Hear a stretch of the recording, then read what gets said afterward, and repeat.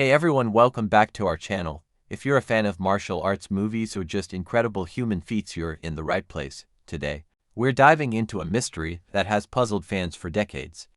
Why didn't Bruce Lee compete in karate tournaments? Get ready to uncover the secrets behind Bruce Lee's decision and how it shaped his legendary status. Stick around because this is going to be a wild ride. 1. Setting the stage. To understand why Bruce Lee chose not to compete in karate tournaments, we first need to understand the man himself. Bruce Lee was not just a martial artist, he was a philosopher, an innovator, and a pioneer. Born in 1940 in San Francisco, Lee grew up in Hong Kong, where he learned various martial arts including Wing Chun from the legendary Ip Man. But Bruce Lee was never satisfied with sticking to just one style. He was always searching, always evolving. 2. The philosophy of Jeet Kune Do. Bruce Lee's journey in martial arts led him to create his own philosophy, which he called Jeet Kune Do, or the way of the intercepting fist. Jeet Kune Do was more than a fighting style. It was a way of life.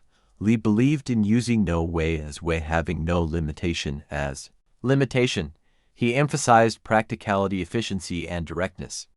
This philosophy was fundamentally at odds with the rigid structure of traditional martial arts and their tournaments.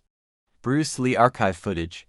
Jeet Kune Do is not about accumulating a series of techniques. It's about simplifying. It is being oneself. It is a process of self-discovery. In tournaments, martial artists often have to adhere to strict rules and regulations that can limit the effectiveness of their techniques. Lee felt that these rules were too restrictive and didn't allow for the true expression of martial arts. 3.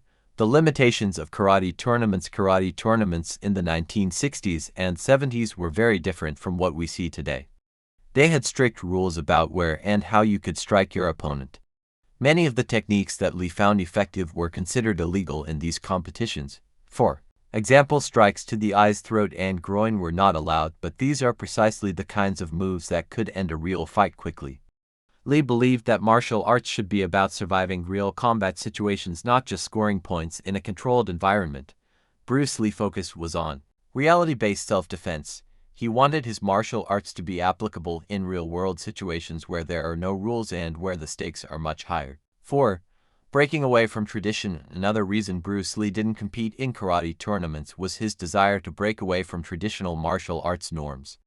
Lee faced a lot of criticism from the martial arts community for his unconventional approach. Many traditionalists didn't understand his vision and were resistant to change, but Lee was undeterred. He continued to develop his own methods and prove their effectiveness in other ways.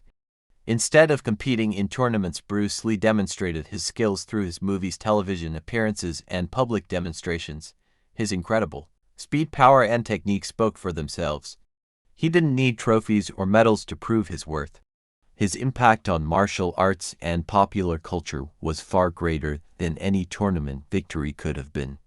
5. The legacy of Bruce Lee. Bruce Lee's decision not to compete in karate tournaments allowed him to reach a wider audience.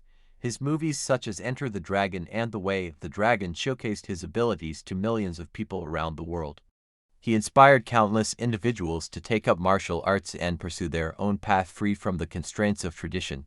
Today, Bruce Lee is remembered not just as a martial artist but as a cultural icon who broke barriers and challenged the status quo. His influence can be seen in everything from mixed martial arts MMA to modern action films. By refusing to be confined by the rules of karate tournaments, Bruce Lee paved the way for future generations to explore and innovate in the world of martial arts. If you enjoyed this video, make sure to give it a thumbs up, subscribe to our channel, and hit that notification bell so you never miss an update. Let us know in the comments what you think about Bruce Lee philosophy, and if there are any other martial arts legends you'd like us to cover. Thanks for watching, and we'll see you in the next video.